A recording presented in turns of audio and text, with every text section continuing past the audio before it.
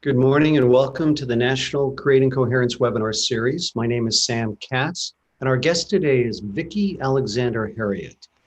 Vicki graduated as a Durant Scholar with a BA in Psychology from Wellesley College. She received her JD from Boston University of Law and her degree in LLM in Taxation from NYU School of Law. She's currently the Dean of Faculty at Maharishi International University, and she's a certified teacher of the Transcendental Meditation Program. The title of her talk today is The Art and Science of Giving and Receiving Feedback. Vicki will be speaking about focusing on methods supported by research in social psychology to ensure that our feedback is delivered and received in the most productive and supportive manner. If you would like to ask Vicki a question, please send your questions into questions@tm.org. That's questions, plural, @tm.org. Or you can just put the question right into the Zoom chat box. Welcome, Vicki. It's a pleasure to have you with us. My pleasure. So I realized when I was listening to the title of my talk that perhaps I was a little ambitious today. Feedback is a very big topic, and we'll certainly take a stab at understanding it better and learning how to give it and how to receive it in a more productive way. I'd like to start by just sharing with you some PowerPoints. So let's see if we can do that.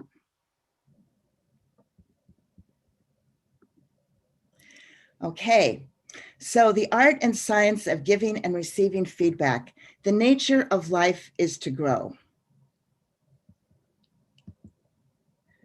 Remember, okay. We live in an ocean of feedback. From the moment we're born, we're constantly getting feedback from our environment, from the people around us. That's how we learn. So we live in an ocean of feedback. And let me just see if I can move this square. We learn from our family, our friends, all of those around us. Feedback is a way of learning. We teach, we help others. So feedback is a way of interacting with other people and helping them progress. We work together, and in that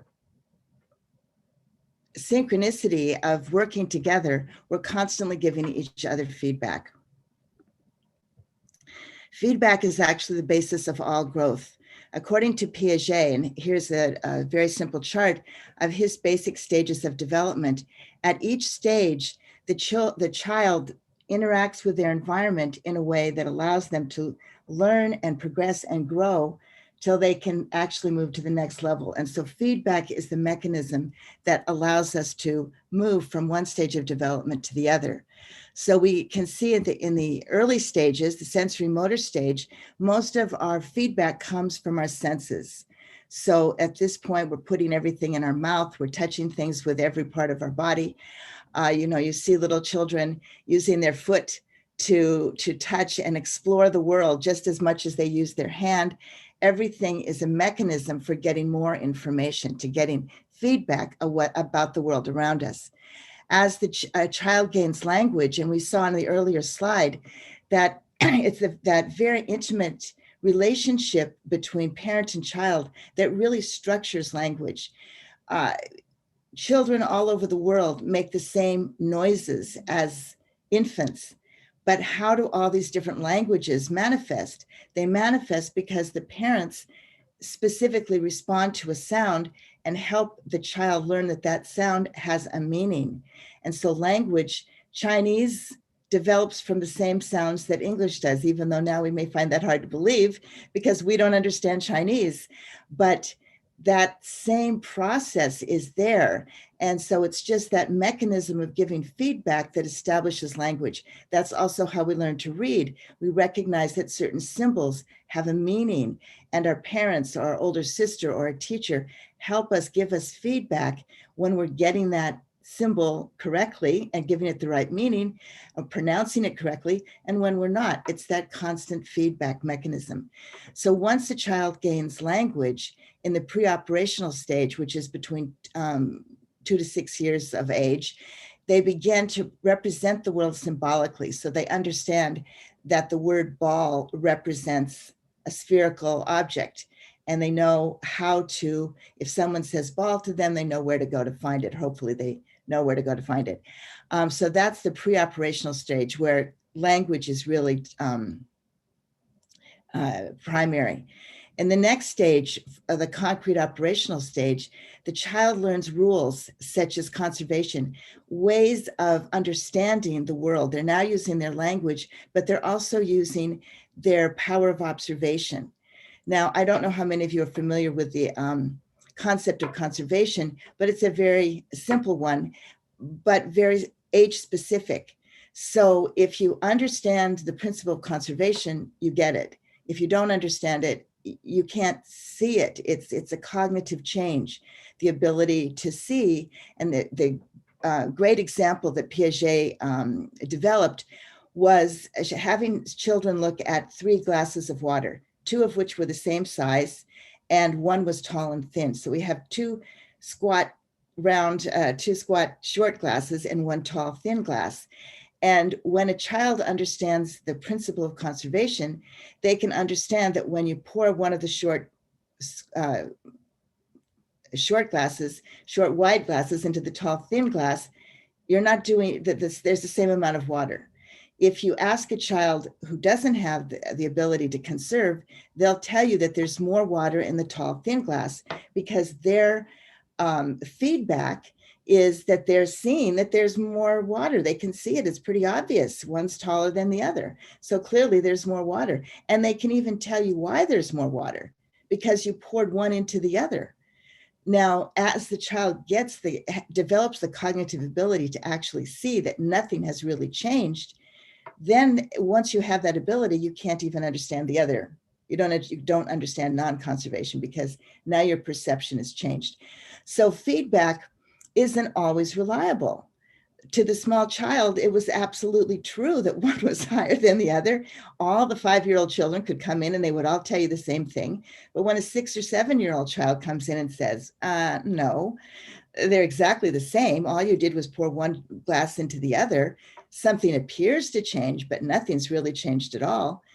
To those 5-year-olds, the 6 or 7-year-old is either crazy, or if they're generous, they might think perhaps he's a mystic. Perhaps he sees something I don't see. But in any event, there are restrictions that we have based on our own perception about how we interpret the feedback we get from the outside world. And that's an important thing to understand because we assume that everybody sees the world the way we do. And that's just not the case. It's a little bit more obvious. We understand that with children. Piaget was really a pioneer in helping us understand that children actually cognitively don't have the ability to see the world the same way we do, and that's something that develops with age and brain functioning. Now, the next level, and in Piaget's system, it was the last level, and this is the level of formal operations. And at this point, it's between 12 and adulthood that this stage is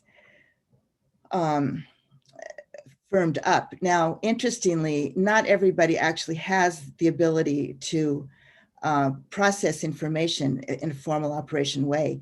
Some people never really get beyond concrete operations. So it's important to understand that it's not necessary. The other stages, everybody's probably going to get to concrete, but formal operations is not necessarily available to everyone. In this stage, the adolescent can transcend the concrete situation and think about the future. They have the ability. In Piaget's world, he felt that formal operations was what allowed people to be scientists. They could make a prediction. They could have a hypothesis based on facts they saw, on feedback they were getting from the world around them, and project what that feedback might mean in the future. So that's the level of formal operations. So the nature of life is to grow, and we grow through feedback. If that's the case, and we can see very clearly that feedback is the mechanism for growth, why do we sometimes hesitate to give feedback? And also conversely, why are we sometimes resistant to the feedback we get? So we're going to talk about those things today. We all want our useful suggestions and advice to be heard because we think whatever we have to say is golden. And of course, the person's going to grow and be benefited by whatever we might suggest. But we don't always have that experience that people respond in that way we would like them to. So what we're going to talk about today a little bit is how to overcome our own resistance to giving feedback and why is it there, and how to create receptivity in those to whom we're giving feedback, and also to recognize triggers that block our receptivity to feedback. And finally, to really try to orient ourselves so that we use all feedback, even feedback we don't agree with, as a means to grow. So let's see how that will happen. So why do we do what we do? Social psychology is the study of human behavior. Social psychology is the study of the dynamic relationship between individuals and the people around them. Just going to see if I can get that out of the way.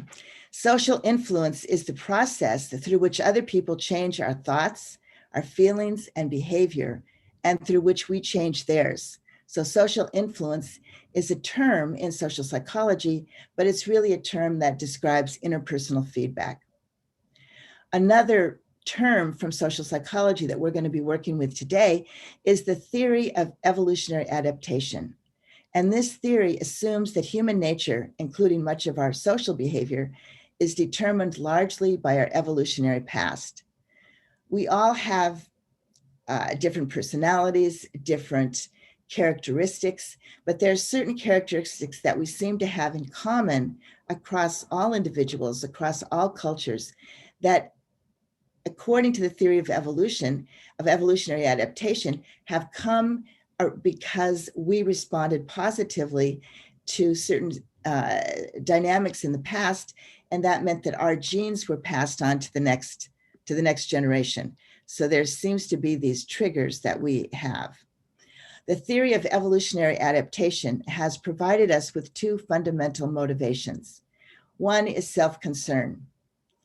We want to protect and enhance ourselves and those who are closest to us. This is that sense of wanting to survive in the very most basic sense. It's a survival instinct. But once those needs and we feel that we have established a sense of safety, then we also have another fundamental motivation, and that is other concern. We want to affiliate with, accept others, and be accepted by them. We want to be loved. Now, this is also actually very important for the survival of the species.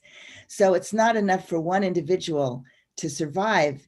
The species needs to survive. That is part of this idea of evolutionary adaptation, that there's something built into us that moves us forward. And those two motivations go hand in hand. If we want to be sure of survival, we probably need the help of others. So we need to have the support and affiliation that we can get from other people to help us survive. We want to be loved. So why do we hesitate to give negative feedback? Positive feedback's easy. Nobody really worries too much about giving positive feedback. We know feedback is how we grow, but yet we hesitate to give negative feedback. And I think in this case, our two driving motivations set in. We have an innate sense of, as we said, self-protection. We don't like to confront other people. We try to avoid confrontation because confrontation can lead to the disruption of our relationship with the other person. And we want to preserve that relationship because fundamentally we perceive that relationship as something essential to ourselves. So by getting into a confrontation, we're not only hurting the person that we're interacting with, if that's what we're afraid of, but it's also going to have a negative impact on us. So there's this hesitation. We just don't like to do it. We put it off. We avoid it. We try to get somebody else to do it. Those are all natural instincts. We don't want to hurt the other person's feelings. As we mature, we recognize we can put ourselves in the place of the other person. Small children are not as resistant to this idea of giving you feedback. And sometimes you have to be sure and let your child know that there's something that they heard you say isn't something that needs to be repeated to the other person, because they just, there's not that, they can't put themselves in the place of another person and understand how it might hurt their feelings. There's a point when they're able to do that, but before they get to that point, you can say, well, how would you feel if they did that to you? They wouldn't, they can't process that. It's not in their capability. But as we get older, hopefully we have developed that. And that is part of the reason that we don't want to give negative feedback. We know how it might affect us if we heard it. We don't want the other person to reject us. Now, maybe this feeling is internal feedback and we should rely on it. Maybe there is a reason besides the ones I've just given you that we shouldn't necessarily jump into giving negative feedback. Is negative feedback ever effective, really, when we think about it? It depends on how and when it is given. When we hear negative feedback or criticism, what is our first response? Often it's denial. Often it's to become defensive. We start mentally responding to the criticism and we don't hear anymore. So immediately we're thinking, that's not true. Or what about this? My mother was a wonderful person and still is. She's 96. I love her dearly. But when I was in my teenage years, we would often get into battles about the cleanliness of my room. And she would come in and say, you never clean your room. Now, what she really wanted to say was, your room needs to be cleaned. Don't you? Well, she also would say that, like, how can you find anything in here? That was a frequent refrain. But when she said, you never clean your room, of course, what was my response? Well, yes, of course I clean my room. Remember the time, 2 years ago when I had everything completely in its place? It doesn't, you don't really listen to what the person's saying because you're mentally responding to the criticism and denying it. And at that point, we're not hearing anymore. And so the feedback that was intended perhaps to get us to clean our room, we're not hearing it and it's not working. We may hear and we may understand that this is what she wants us to do, but we're not going to accept it in the positive, perhaps loving way that it was intended. But if the feedback is positive, we're more open and receptive. We listen. That automatic denial and defensiveness just doesn't come up. So now we're open to hearing what the person might have to say that could be useful. So that's why it's important to speak the sweet truth. And this is a quote from Maharishi. Do not oppose, because in opposing, the tenderness of the feeling level is crushed. That is why we say, speak the truth, but see that you're speaking it delicately. Do not speak non-truth, and do not speak in a non-sweet way, so that the feeling is nourished. It's really important that we understand this idea, because speaking the sweet truth does not mean not speaking the truth, because people know if you're not speaking the truth. They know on some level. And so then you've really broken their trust, because they don't really, you're not saying something that's true. They want to hear the truth. People want to hear the truth, but they want to hear it in a way that doesn't damage their fine feeling level. So that fine feeling level isn't crushed. So that's the challenge. How do we speak the sweet truth? Now, it may mean we don't need to speak all the truth. It doesn't mean that we necessarily need to say every single thing about the other person that might be too overwhelming for them to hear. Speaking the sweet truth means just that we don't, we do it in such a way that the feeling is nourished, that we're not doing something that's actually destructive to the other person. It's a challenging thing to do, and we'll continue to talk about that. Another thing that Maharishi tells us is that what we put our attention on grows stronger in our life. And this is a quote from The Science of Being and Art of Living. If we're joyful, happy, and full of kindness and love for the whole world, we receive love from every quarter. So this is a very powerful statement. If we're happy and joyful and express kindness and love to other people, then that's what we're going to be receiving from every quarter. So what we put our attention on grows stronger in our life. If we put attention on our own happiness and on the happiness of others, on kindness and being kind to others, then that's what we're going to find growing in our own life for the simple reason that we're going to be receiving it back from the people that we interact with. And this comes from a very basic principle of social psychology, the principle of reciprocity.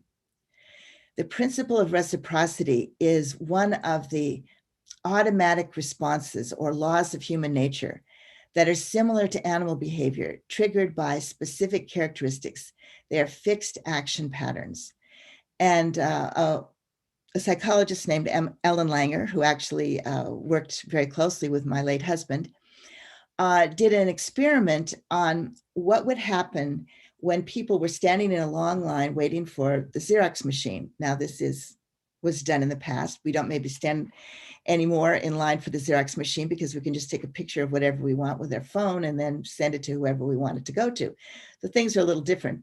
But imagine there was a time when there was only one place where you could get an image of something. You had to copy it from a machine. So there's a long line of people waiting to do that. And what Langer had people do was go up to the head of the line and try to get in. Now, many of these people have been waiting for quite some time. They weren't particularly open to the idea of somebody interrupting their position in the line and cutting in, as we say. But she found that when people use the word because, I need to do this because, and it didn't matter what the because was, as long as they used the word because, they were more likely to get in. The word because had was a trigger mechanism that people felt, okay, there's a reason for this. You're not just trying to get ahead of me because you're being selfish. You have a reason for it. So I'm going to feel some sense of wanting to help you. That's where the other concern comes in. Now I want to help this person because they have a reason for needing to get to the head of the line. So if that's the case, I'll let them in. So we find that because has a triggering effect, and we'll use that a little bit later. But basically, the principle of reciprocity means that if someone gives us something, we feel an obligation to them. We must reciprocate in some way. In fact, the phrase much obliged has been developed to say instead of thank you. I don't know that I've ever said that personally, but I have heard it. So I think that it comes from that sense of obligation we have when someone gives us something. Much obliged. I'm going to be giving you something in return. Maybe not right now, but I know I've got a social debt that will be met at some point in time. In fact, if someone gives us a compliment, we often immediately give one in return to get rid of that social debt. We want to be sure they said something nice to us, we say something nice back to them. Oh, I really like your outfit. Well, I really like your tie. There are ways that we can give compliments back and forth to each other that are just supportive and an indication that we appreciate the other person. This principle of reciprocity is found in every culture. Richard Leakey said that we are human because of this rule. Think about it. Our ancestors learned to share food and skills in an honored network of obligation. It's this sense of reciprocity that perhaps distinguishes us from the animal kingdom, although I'm not sure I would totally say that. I think we can see reciprocity sometimes even in the animal kingdom, but certainly in our own culture. In our own world, the world of the human. Cultural anthropologists view this web of indebtedness as a unique adaptive mechanism of human beings, which allows for the division of labor, the exchange of different forms of goods and different services, and the creation of interdependencies that bind individuals together into highly efficient units. So this principle of reciprocity is really what society is built on. It's this sense of, if you do something for me, I'll do something for you. And this back and forth sense of obligation is what ties us together. And why is that important? Why do we live in a society at all? Maybe we would all be better if we were living on our own in some mountain cave.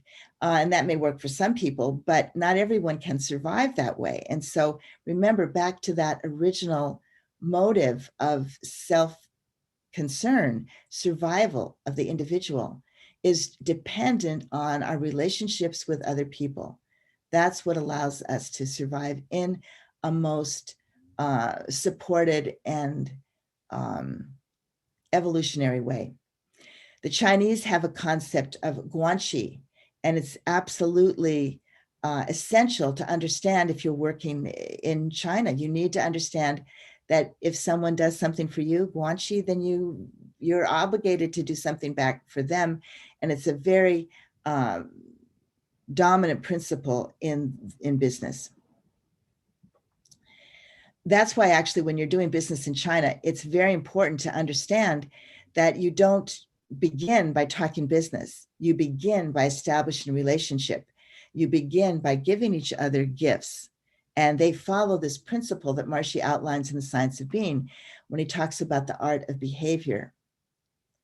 The first fundamental in the art of behavior is meet with warmth and meet to give. Behavior should be on the level of giving. Give, and it shall be given unto you. If all people in society behaved on this level of giving, social behavior could only result in the advancement and glorification of everyone's life. Then only would the purpose of society be fulfilled. And that's just what we've been talking about. The purpose of society is based on this principle of giving. Now, we don't always remember this, but there is a tendency, certain cultures are much more concerned with giving gifts. So it may be that when you go to a particular culture, it's expected that you'll bring a gift to the person that you're coming to meet for the first time. So if you're going to a business meeting in China, you should have some gift to share with your host, and they'll be giving you a gift. Another thing that happens in China and also in Japan and probably in other Asian cultures is a ceremony of giving. Well, in fact, in all cultures, we have a sort of a ceremonial statement that we say whenever anybody comes to a meeting. Can I get you something? Can I get you something to drink? Can I get you something to eat? In China, it's usually not always, but it can be a very established ceremony of tea, making tea, giving tea to the person who's there, and participating in the tea ceremony itself is a way of sharing and establishing a relationship. So this principle of giving is very innate in our culture. At the very least, when we meet somebody, we give them a greeting, we give them a smile, we give them a handshake, we give them some sense of wanting to interact with them in a positive way. So all of those are also gifts. We meet with warmth, we meet to give. One of the other things that I would like to bring out at this point is one of the most important and valuable things that we give to other people, and these examples I've just been giving are ways of demonstrating that, and that is the gift of attention. So when we meet somebody and we greet them and we smile and we shake their hand, we're giving them our attention. We're focusing our attention on them and what we can do for them. We're asking, can I get you something? What can I do for you? That is our innate sense of responsibility when we're in a situation like this. And different societies, as I said, have different ceremonial ways that they may express that. But everyone has some sense of it's the host's responsibility to give, and also the guest's responsibility to give. So if we meet with warmth and meet to give, instead of thinking, what can I get out of this situation? What's in it for me? When both sides come with that attitude, then nobody's going to get anywhere. So even though we might have a ceremony that we perform as part of our cultural upbringing, if we don't really have the intention to give, if we don't really come with warmth in our heart, then that may not be a particularly effective ceremony. We may go through the motions, but if people feel that you really aren't interested in them, you're not really giving them attention, instead, you may be figuring out, what am I going to get out of this situation? What does this person have to give me? Then we're actually probably not going to get as much as we would if we actually came with the perspective of giving rather than taking. And especially if both people are coming with that perspective of taking, then nothing's going to happen, because each person's just going to be trying to get what they can from the other. And that's probably going to be minimal. So Marshy's words are very in tune with social psychology and the way the world really functions. Now, he goes on to say that really good behavior between people will only be possible when their minds are broadened, when they're able to see the whole situation, to understand each other more thoroughly, to be aware of each other's needs and attempt to fulfill that need. This naturally necessitates an expanded consciousness, a right sense of judgment, and all the qualities that only a strong and clear mind possesses. Now, obviously, we know that when we start the practice of TM, some of these things seem to change. Our behavior with other people often gets better.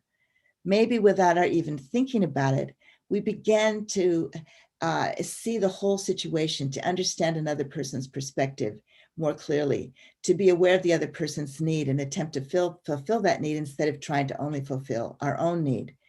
We find our minds becoming broader. So this expanded consciousness with its expanded sense of judgment and all the qualities that a strong and clear mind possesses make it easier for us to actually uphold this idea of the art of behavior, of giving when we come to a situation.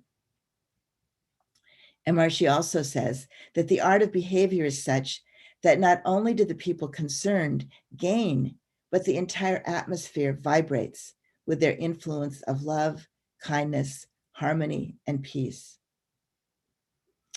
And this is another very profound statement, because it's not just the two people that are interacting that are affected by the exchange between them. It's their whole environment. And we know this is true. When we go into a house or a building or maybe a classroom or a workplace where there is this sense of kindness, of harmony, of peace, that's something that's tangible. We can feel it. If we walk into a room where two people have just had a disagreement, we don't need to have heard anything. We can feel it in the room. There's a tension that's palpable, it's tangible. So this is something very real. And as we create our environment to be one of love, of kindness, of harmony and peace, that extends beyond just our immediate circle, but out into the world as a whole. I think we've probably all had the experience of getting up someday, maybe we're going in the subway and somebody does, I think you see bumper stickers that say this, a random act of kindness. And that random act of kindness that was there, that happened not because you had done anything, but just you happened to be the recipient of it. But what does it do? It creates in you a sense of obligation to give that back to somebody else, to pay it forward. We've heard that phrase. Someone does something nice to you, you want to give that. Maybe that person's walked off. You can't give it back to them, but you can give it to somebody else. So that sense of happiness, of harmony, of giving takes you through the whole day and sets you up for a much better day than you would have had if that hadn't happened. So these even random acts of kindness can have a very, very powerful impact. So how do these principles help us give feedback? One of the things we want to do when we're giving feedback is pick a time when the other person will be open to listening. We want to set up a situation where they're likely to hear what we have to say. So we don't want to do it when there are other distractions. So if they're trying to do something else, like cook dinner, or they're working on their computer, or maybe they're even playing a video game, it's probably not the best time to give them feedback because they're not going to be listening. So you want to pick a time when the person's going to be listening, they've got the possibility of listening. And you also want to create receptivity by pointing out the person's good qualities or their positive behaviors first. We all want to be seen. We want people to recognize who we are. And when someone points out your good qualities or your positive behaviors, you feel appreciated. And when we're appreciated, we're more open to the other person. Now we trust them. They see us, they appreciate this quality. I didn't know you knew that about me. I really appreciate that you saw that quality that I have, that I think is very important, that is defines me. So it's important not only for the person that we're giving the feedback to, but if we're going to be giving negative feedback, it's good to start this way, and but also to think about those things so that when we go into the feedback session, shall we say, we're put in a place where we're thinking about the positive qualities of the other person, not the negative qualities. We're going to talk about the negative qualities. That's probably why we're having the meeting. I'm speaking now from my 10 years of being in the area of student life, where I often had to talk to students about some behavior that wasn't so positive and that needed to be corrected. But for my own uh, protection, in a certain sense, I didn't want to put my attention on those negative qualities, because remember what we said earlier, that what we put our attention on grows stronger. We want to put our attention on the good qualities, because in my experience, obviously everybody has good qualities. And so if we focus on those, then it's much easier to kind of segue into, well, you've got this really good quality, but when this happens, people don't see that quality. So then you give them a reason why they might want to change their behavior. We give them a because. So we gently, after we've given them the sense that we see them, that we hear them, that we know who they are, we bring up an area that maybe could be improved and why improving in that area would help them achieve their goals.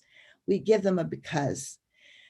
And just again, just like we saw earlier with the line of Xerox people, people waiting for the Xerox, that because will help them accept there's a reason you're giving me this information. You're not just randomly trying to hurt my feelings. You're giving me this information. Now, a lot of times people are not surprised by the negative feedback. They probably know it. And sometimes a way to give negative feedback is to ask the person first what they think might have been done differently in a particular situation. And then if they're giving you the feedback you wanted to give them because they already know it, then that's your job done. You don't have to be the person who says it. What you want to know is that they understand that there needs to be a change in their behavior. So if they can recognize it and tell you that, then that's even better. That's one of the easiest ways to help people grow, because you're now supporting their own experience of self-referral, looking back on what happened in a situation and thinking, well, why didn't it go the way I wanted it to go? What could I do to make it different? What could I do to change the outcome the next time? So by that process of self-reflection, it's our own way of giving ourselves feedback. Let's look at the facts here. Let's look at the data. What happened when I did this? Maybe I could change it and that would result in a different outcome. So helping people realize from their own side is a very effective way of giving feedback. But in case that doesn't happen, if they say, oh, I think I was perfect, wasn't I? Then what do we do? So then we say, well, you were really good. This part was really good. I really understood this. But when I got to this point, I wasn't quite sure what you were saying. Can you tell me what you were trying to achieve with that particular statement? I'm just talking now about maybe a student giving a report in class and saying something that wasn't quite understandable by other people. And so, when you're giving any kind of information to other people, you want them to be able to have understood what you were trying to tell them.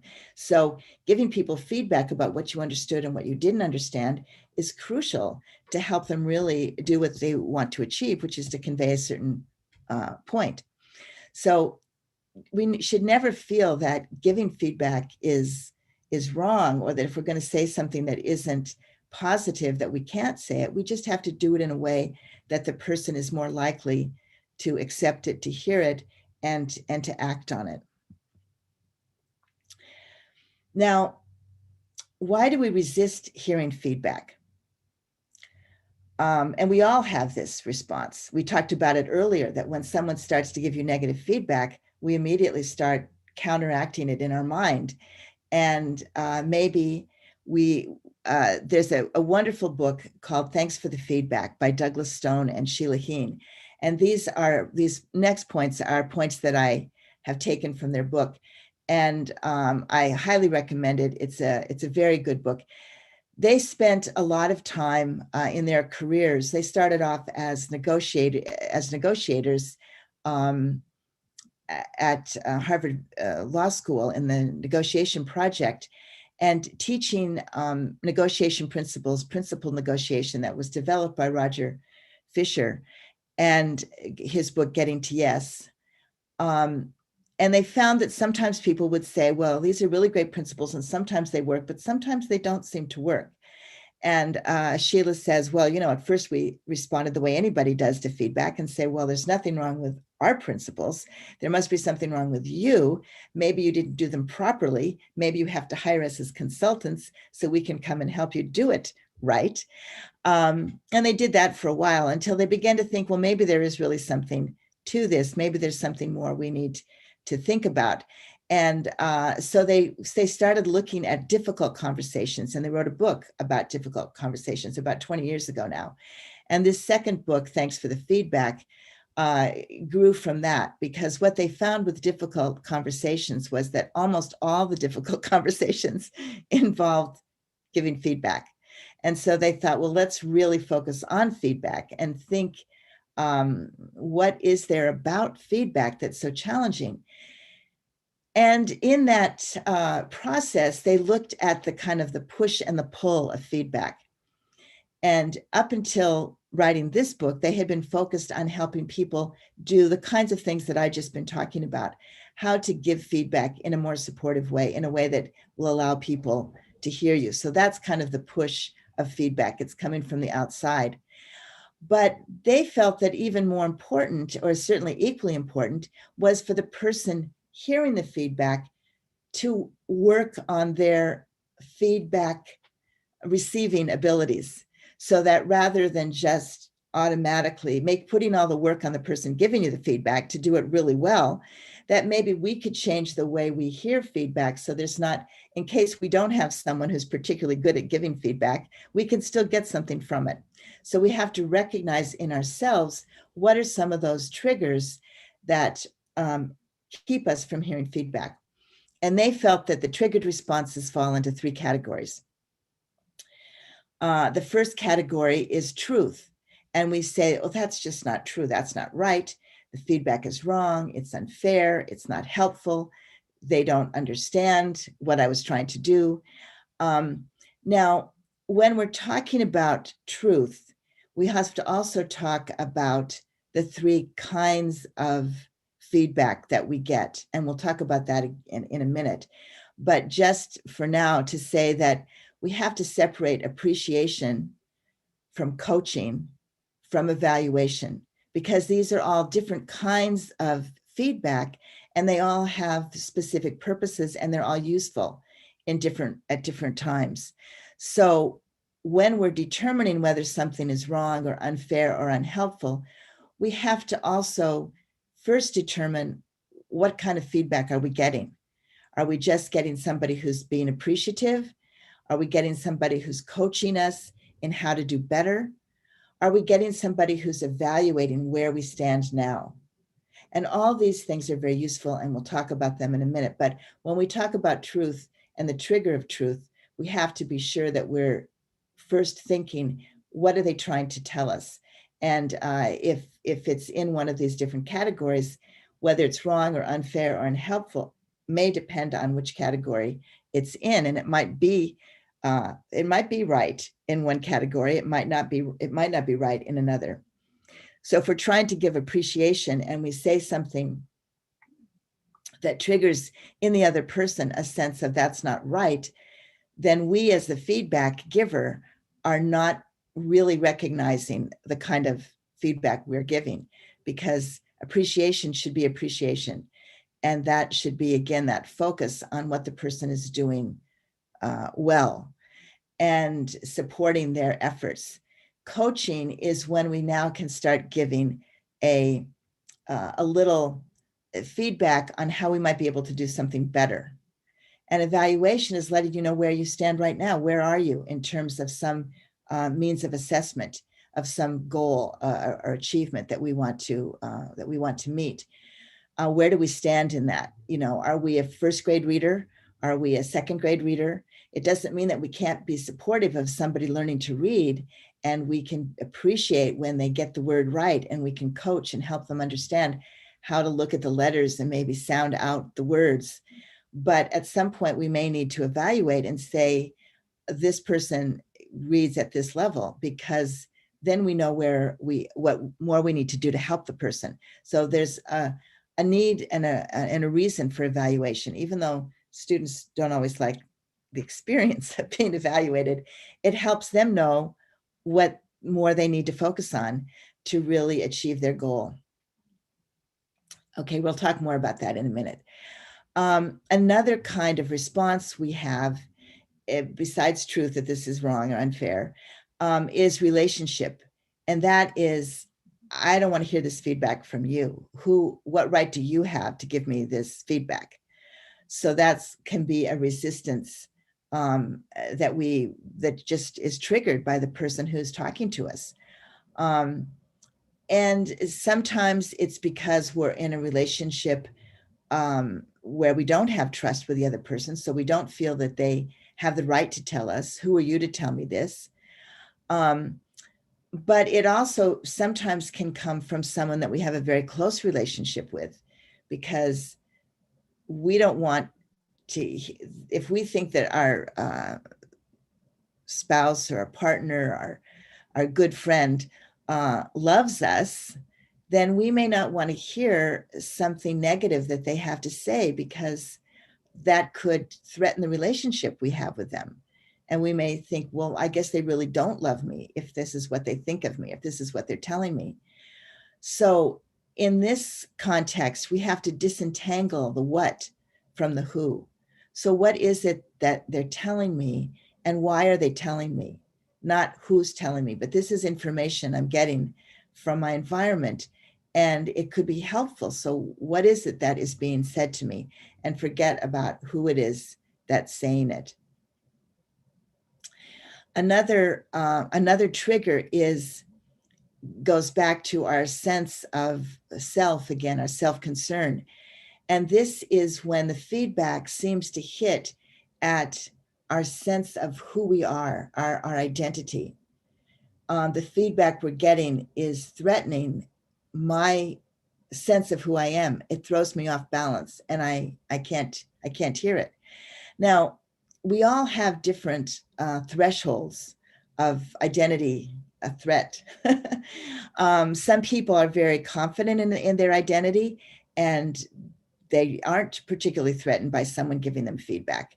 But other people can be very sensitive. They may not have a strong sense of their identity at this point. It often depends on how old we are. It also could depend, perhaps on the nature of the activity. So if I'm at this point in my life, I was just thinking about this not so long ago. I'm a pretty good cook. I've been cooking for a long time. I get positive feedback on my cooking. And so it's not something I'm so worried about. So when I cook, I enjoy it. I'm thinking about giving something to the people I'm cooking for. I'm not really thinking about whether or not I'm a good cook. That's kind of been established already.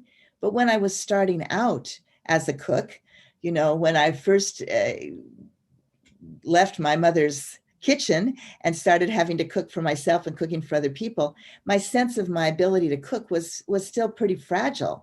I didn't know whether I was a good cook or not. I'd made salad every night for probably my whole childhood, but that was pretty simple. And I didn't know if I could do something beyond that. I mean, I'm sure my mom had helped me do different things, and I had done some cooking, but I wasn't so confident as I am now. So feedback at that time could have been pretty devastating to my new vision of myself as a cook. So hopefully, and I think it must have been the case, people were fairly complimentary and didn't tell me when something really didn't work. The thing about cooking is you usually can figure that out yourself because you're tasting it just like everyone else. So you don't really need somebody to say, boy, you put too much salt in this or whatever. So that is something that we give ourselves feedback on. But the idea here is that if we're new at doing something, our identity as a person who does that particular activity can be more fragile. And we may be more sensitive to criticism. And that needs to be something that we're aware of, as well as the person who's giving us the feedback. So we hope the person who's giving us the feedback is sensitive and has listened to all those things I talked about earlier. But just in case they haven't, and they're giving you the feedback that just comes to their mind, you have to prepare yourself for that. And one of the things that Stone and Heen suggest, and I think it's a really good idea, is to cultivate a growth identity, to be thinking about the fact that who I am is constantly growing and evolving. And this feedback is going to help me grow. So my identity as a cook is growing. I'm going to get better. So this feedback that somebody's giving me about how these flavors went together or whether I cooked it too long. I don't know about any of you, but I've recently, actually it happened some time ago, I discovered the Great British Baking Show. And I've been catching up with episodes that I hadn't seen. And it's, this is a very interesting example of people getting feedback, instant feedback on something that they've done. And in this case, being fabulous cooks and bakers. I mean, they do things that I could never do, even though I think I'm a pretty good cook. But they have to, after just, doing their very best, have the judges say something like, too dry, you didn't proof it long enough, this didn't set properly, the flavors just don't work. And on the one hand, you can see it can sometimes be fairly devastating to the person who thinks they did a really good job. But they're all mature enough to realize that this is how they're going to learn. They're attached to a growth identity, that this is a great opportunity to learn from really experienced chefs about what works and what doesn't work. And often they know themselves. They know that, that perhaps they left it in the oven a little too long and it's overcooked, or that the something didn't set. They're very aware of that, probably for the most part. But sometimes they may not be aware of the flavor combinations, and so that's interesting and good feedback for them to get. Even though sometimes when they respond, they'll interview people after they've been given this feedback, and they'll say, "Well, I think that flavor works," and that's okay, because that's also part of how we handle feedback. It doesn't mean that every time someone gives us feedback, they're right. Feedback is their perspective. They're giving you the information based on their experience. It doesn't mean that everyone would have that experience. And in fact, they have two judges and they don't always say the same thing. Sometimes one will say, "This looks great. I really appreciate your design." And the other one will say, "This design doesn't really work for me." And we're talking about decoration that they may put on something. And that's just life. People respond to things differently. And so getting that feedback is okay. For one person, it worked. For another person, it didn't. And you recognize that whatever it is isn't universally going to be appreciated. But that doesn't mean that you might not still want to do it again, because some people will. And maybe that's your target audience. But if we cultivate this identity of growth, then we see all information as information that's helping us grow and evolve, and we can accept or discard it. Sometimes we may discard something that later we think about and we go, think they're right. I could have used a little less whatever and put a little more something else, and it would have worked better. But at the moment, we might not be ready to hear that. And that's okay. That's who we are at that moment. But if we have this identifying not with what we are at that moment, but that we are someone that's one moment in time, but we're going to be someone different the next moment, that there's this constantly evolving and growing person that we are, then we're not going to be affected by this. The other thing, which of course is true for those of us who meditate, and not just, obviously people who aren't meditating can also have this experience, but a sense of ourself as more than what we do. And when we think of ourselves as only what we do, if that's what our self identity is, then someone giving us feedback in a negative way about what we do is going to throw us off, is going to make us feel um, a little off kilter, because we don't have a strong sense of ourself separate from activity. But the more we meditate, the more we come in contact with that most essential part of ourself, that self that isn't dependent on input from other people, that sense of self that is expanded and beyond the reach of time, as Marcy said, that is that universal, cosmic level of ourself. And if our identity is with that, then what people have to say to us is interesting, could be useful, and we take it for what it is rather than as a threat to our identity, because our identity is much more than that. So the feedback is that in that situation, the feedback that we get is most useful and most that we have the most possibility of gaining from it. If it's a skill that we're trying to improve, then we want the feedback to make that skill better. So as long as our sense of identity is beyond whatever the activity is, then we're good. If my sense of identity is only as who I am as a cook, then honestly, I probably wouldn't have it. I mean, I say I'm a good cook and I appreciate that, but after watching the Great British Baking Show, I realize I've got a ways to go. But that isn't all of who I am. In fact, I've kind of accepted the fact that I'm not going to ever be on that show and I'm not going to be a great baker. But I'm, for what I do and making my family happy, I think I'm okay. So how we accept feedback also has to do with our sense of our goals. If our goal is to get on that show, then we really want feedback from our family as to how can we improve all the time. If it's not necessarily that, then we just want to be sure that our family feels loved and appreciated and they enjoyed the food.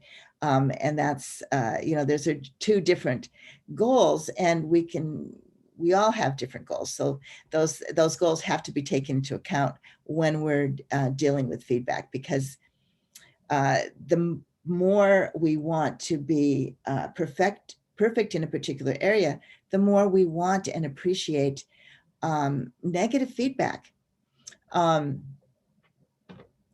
My son is a filmmaker, and he was an undergraduate here at Marshey International University, and also went to the Marshey School.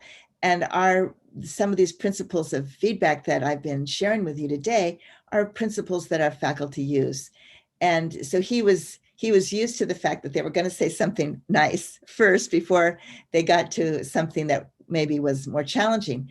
But he also felt that sometimes they didn't get to the more challenging thing.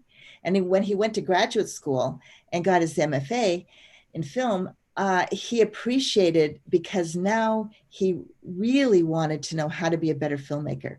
When he was an undergraduate, he was just learning, and he appreciated the supportive feedback that encouraged him to go in that direction. If he'd gotten feedback that was too negative, he might have just decided this wasn't a field for him. It was too hard. It wasn't something that he was going to be good at. But by getting positive feedback, that encouraged him to keep going. But when he reached a certain level, then he wanted to hear what he could do better, because at that point he was confident in his identity as a filmmaker, but he wanted to know how to be a better filmmaker. So all of these things work together. So I, let's, oops, I'm sorry to interrupt. I just wanted to say we're drawing towards a close, and we do have a few questions for you if you okay, have time. okay, Did you want to just conclude for a minute and then sure. yeah, okay, great. Okay, so we talked about these three kinds of feedback: appreciation, coaching, and evaluation. And we need all three at different points in our growth. So it's important to know when to ask for the appropriate kind of feedback and when to give it. So I'm going to end with a couple of quotes that I want you to ponder when giving feedback. This comes from Confucius. Do not be concerned about others not appreciating you. Be concerned about you not appreciating others. So think about that one. And then this is a quote that's attributed to Albert Einstein, but it's not really clear that he actually said it, but that seems to be what is out there on the internet. Everybody is a genius, but if you judge a fish by its ability to climb a tree, it will spend its whole life believing it is stupid. So I just want to end with this quote from Maharshi: the purpose of life is the expansion of happiness. So now I'm happy to take some questions from the audience. Thank you so much. That was wonderful. It was extraordinary insight into human behavior and something we can all relate to. A few questions have come in, um, both in email and also in the Zoom chat box. And it's interesting because you can see that there is a kind of thread or similarities to several of the questions.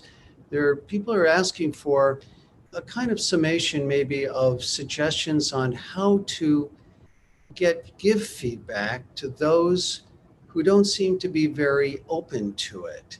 And I know you mentioned some techniques here. In fact, somebody had mentioned this could be, especially in today's political arena where there's so much division, where you would like to relate to somebody, could be a friend, a family member, without offending, but just to share information and offer feedback.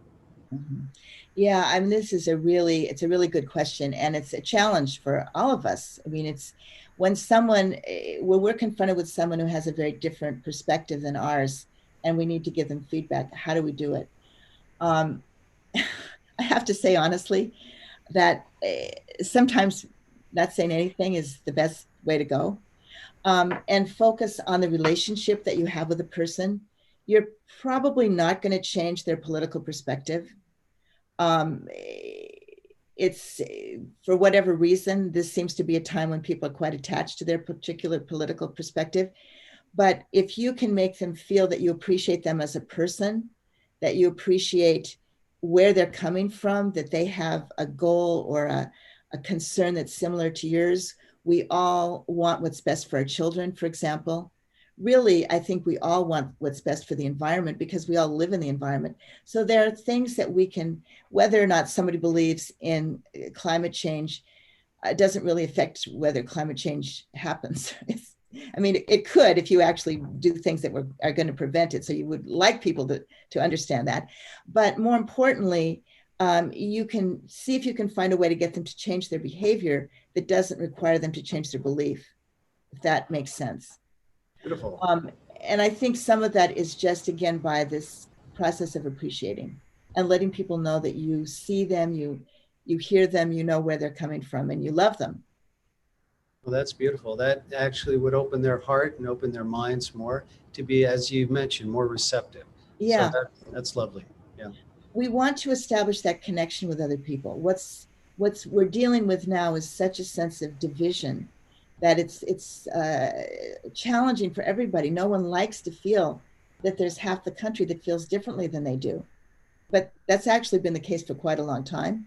It just seems to be a little more exacerbated now. But if you look at every election, it's pretty much been pretty close to 50-50. So it's not something that's different this year. But uh, anyway, I That's think the good. more we see our common ground, the better.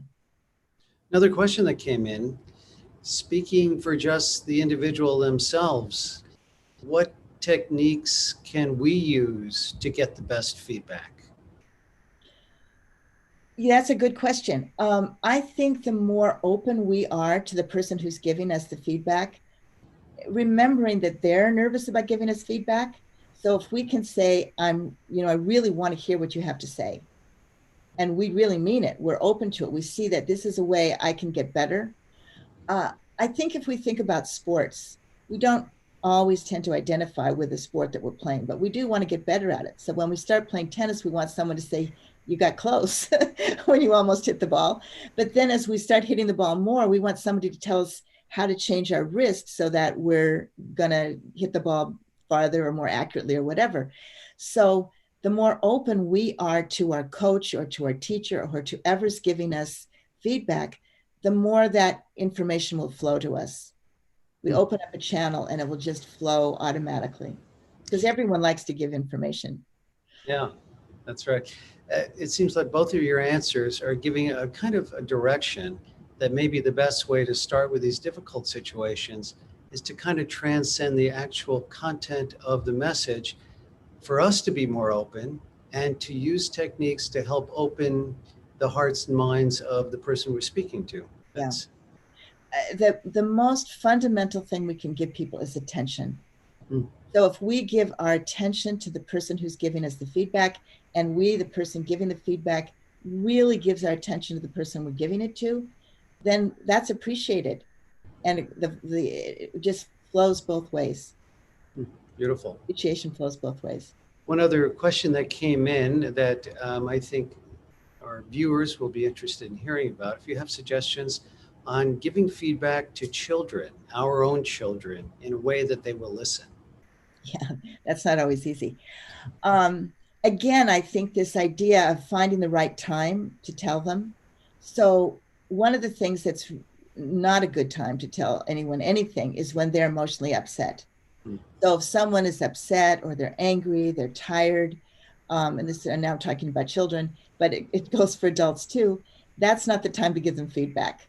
That's not the time to say, well, the only reason you're feeling like this is because you didn't do one thing or the other. It may be absolutely true, but they're not going to hear you. Hmm. So when they're feeling better, you can say, remember the other day when you were feeling so tired? I bet if you'd taken a nap that day, you might have felt better. Let's try it. Let's take a nap today and see what happens. So you have to pick your time. You have to pick your time. But you also have to always show appreciation because children are absolutely dependent on your love. And if they feel that's being taken away, that's pretty devastating. So that's why it's so sensitive with them. Wonderful. I should say, let everybody know that if you'd like to watch a replay of this or share this, this this webinar will be archived, and you can find the archive at miutalks.org. That's miutalks with a plural.org. And in about 3 to 5 days, it'll be posted there, along with many other videos. I wanted to remind everybody that at 4 o'clock Central Time, that we have a special interview with Steve Farber. Steve Farber, this is the show that we call TM Talks. It's an interview with Steve Farber is a leading expert and best-selling author in the field of management. His business books include Personal Lessons in Extreme Leadership, which has been named one of the 100 best business books of all time. The title of his talk is What's Love Got to Do with It? Mr. Farber will discover how love is increasingly being recognized as the basis of great leadership, and therefore the very foundation of a thriving competitive enterprise. You can find the Zoom link by going to tmevents.org, tmevents.org, where you can find the Zoom link to this event and also many others that are coming up in the next week or two. Vicki, Harriet, thank you so much. This was absolutely insightful and enlightening, really.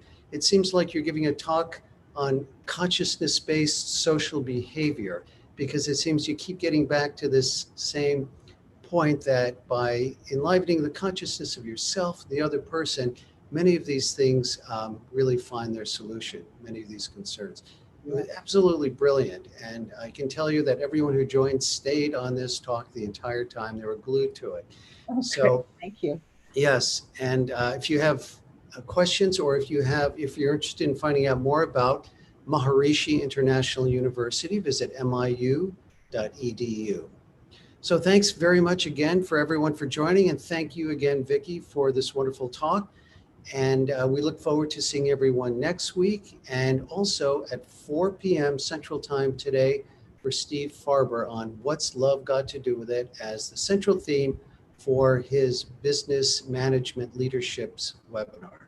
I think we've got Thank a you, theme Eric. for the day. Pardon me, what was that? I think that's the theme for the day. Theme for the day, yes. That's how we should have billed the whole thing. That's right. It's a November 15th, What's Love Got to Do with It day. Thank Okay. you so much, Steve. Thanks again. Thanks again. That's what Sam. All right. Bye now.